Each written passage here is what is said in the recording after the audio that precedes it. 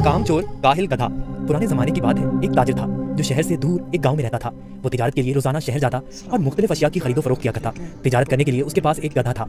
वो गधे पर सामान लाकर रोजाना शहर जाया करता। ताजिर अपने गधे की बहुत अच्छे तरीके से देखभाल करता, उसकी खुराक का बहुत ख्याल रखता, उसे वक्त पर चारा डालता और पानी पिलाता, क्योंकि ताजिर को पता था कि उसकी तिजारत के लिए इस गधे की बहुत जरूरत है। गधा बहुत सेहतमंद था। ताजिर बहुत सारा सामान एक साथ गधे पर लादकर फरोख्त के लिए शहर ले जाता, लेकिन उसका गधा बहुत कामचोर और आलसी था। उसको भागना दौड़ना खाना पीना बहुत पसंद था। ओ, आज फिर शहर जाना पड़ेगा। मुझे हमेशा छुट्टियां क्यों नहीं हो जाती?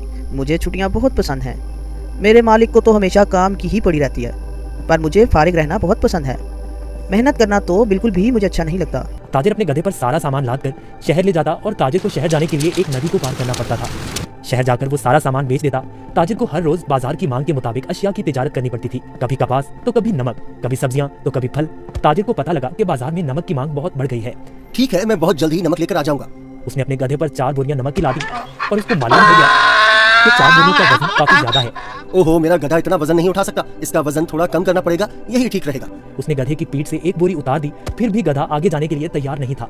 ताजिर को अपने गधे का तो बहुत ख्याल था, पर उसको अपने गधे का पता था कि वो बहुत कामचोर और आलसी है। उसने एक छड़ी गधे की पीठ पर मारी और उसे बाजार ले जाने की कोशिश करने लगा।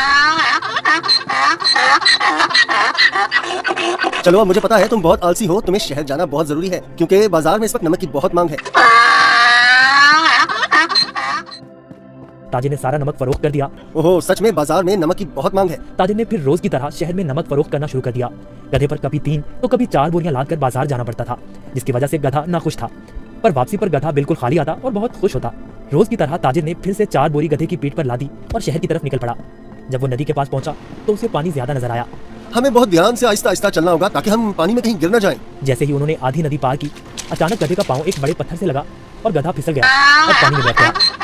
ओहो, तुमने ये क्या किया? बोरियां तो अभी भी मेरी पीठ पर हैं, लेकिन मुझे इतना वजन महसूस नहीं हो रहा। ये एक जादुई नदी है।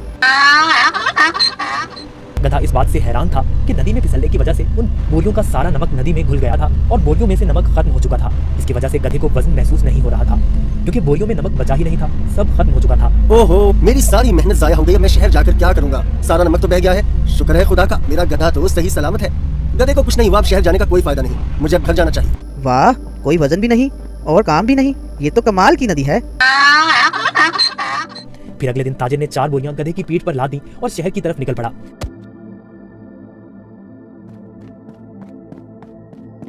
आहा, कल का दिन कितना अच्छा था। कोई काम भी नहीं करना पड़ा था। आज मुझे फिर काम करना पड़ रहा है।